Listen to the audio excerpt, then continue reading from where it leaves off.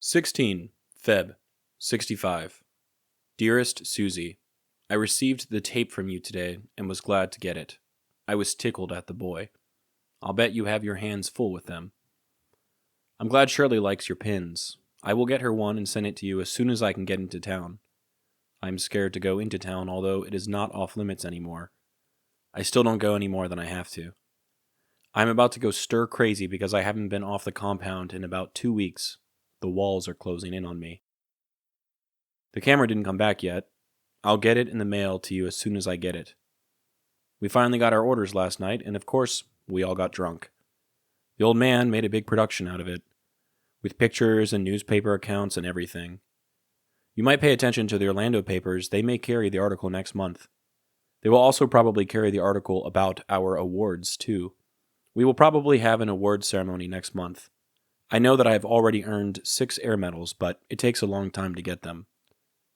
There is not a lot going on over here right now. I just wish things would stay this quiet for the next 7 months.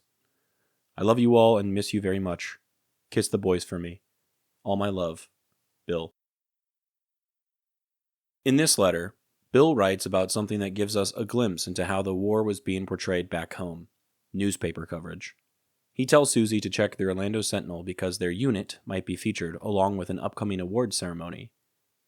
This small detail reveals a lot about how soldiers like Bill understood their service and how families back home followed the war through local news. During this stage of the Vietnam War, newspapers still framed American involvement in an overwhelmingly positive light. Articles focused on acts of bravery, awards, and achievements rather than the day-to-day realities of combat. While Bill's letters often express exhaustion and frustration, the version of the war that would appear in print was much more polished, highlighting commendations and ceremonies instead of the strain of constant alert and isolation.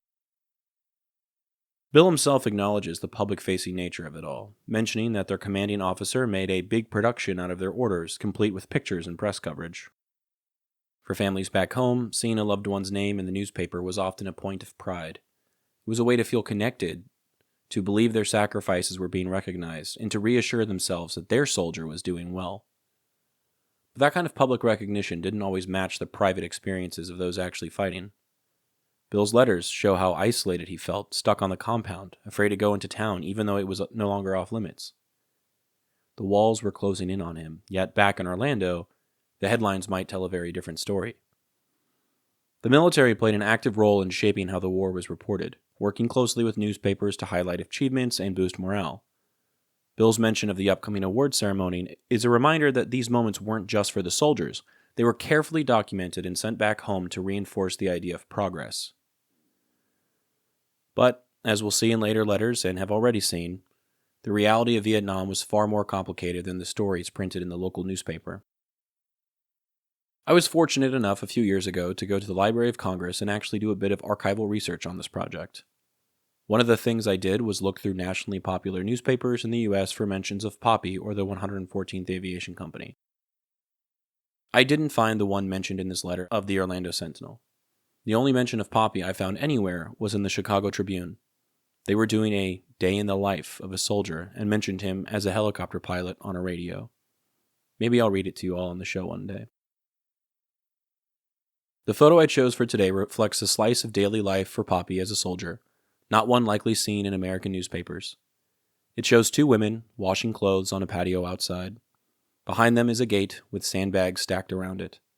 Above them are white shirts hanging on a clothesline to dry. Once again, we see the dynamic relationship between the soldiers and people who lived nearby the bases. They hired these women to do their laundry. These women could have been VC agents or spies in contact with the very people who were mortaring nearby bases. They also could have just been trying to make an honest living during a time of war where their usual means for income had evaporated due to the danger. Who knows?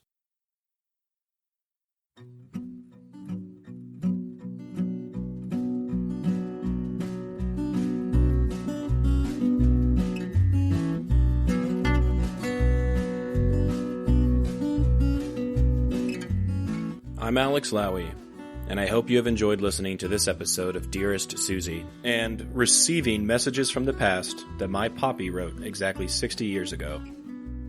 I sincerely appreciate your time and interest. Please consider following the podcast on your preferred platform, and if you're enjoying it, I kindly ask that you take the time to rate the show and leave a review. Also, please follow the project on YouTube, X, and Instagram. All likes, comments, shares, and reviews will help grow the reach of this story. The links for these things should be in the description of this episode. Please feel free to email me at dearestsuziepodcast@gmail.com if you have anything you'd like to say. I'd love to chat or to hear about your stories as well. Thank you for listening, and God bless.